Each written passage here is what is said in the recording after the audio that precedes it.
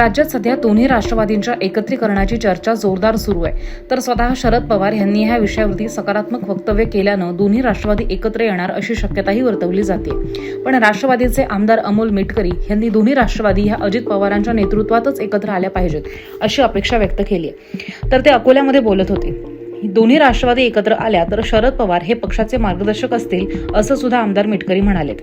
तर दोन्ही राष्ट्रवादी एकत्र आल्यानंतर देशातील आणि महाराष्ट्रातील राजकारण बदलणार असल्याचंही ते म्हणालेत आणि ह्या एकत्रीकरणानंतर केंद्र आणि राज्य सरकार अधिक मजबूत होईल असा विश्वासही त्यांनी यावेळी व्यक्त केलाय।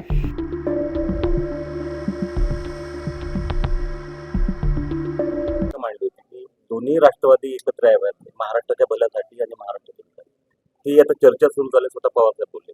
उपमुख्यमंत्री आदरणीय अजितदादांच्या नेतृत्वात दोन्ही राष्ट्रवादी एकत्र येत असतील तर कार्यकर्ता म्हणून मी त्या गोष्टीचं स्वागत करतो आणि सर्वांनी अजितदादाचं नेतृत्व मान्य करून मला असं वाटते पुढची वाटचाल करायला हरकत नाही।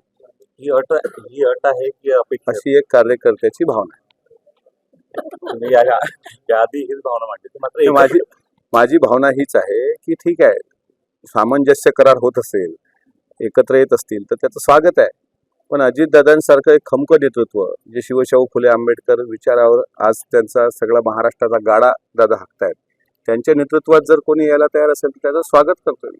अजितदादांच्या नेतृत्वात शरद पवार ज्येष्ठ आहेत। पवार साहेब तर आमचे ज्येष्ठ मार्गदर्शकच आहेत ना, पवार साहेब ज्येष्ठ मार्गदर्शक आहेत, पण अजितदादा जे आज महाराष्ट्रात काम करतायत त्यांच्या नेतृत्वात जर काही आमदारांची येण्याची इच्छा असेल, इकडच्या गटाचे आहेत तर तिकडच्या गटाची, तर स्वागत आहे कार्यकर्ता म्हणून। पक्ष एक संध होत असेल तर त्याचा काय परिणाम होईल महाराष्ट्राच्या राजकारणात? महाराष्ट्राचं राजकारण आणखी भक्कम होणार, केंद्रातही भक्कम होणार आणि राज्यातही भक्कम होणार।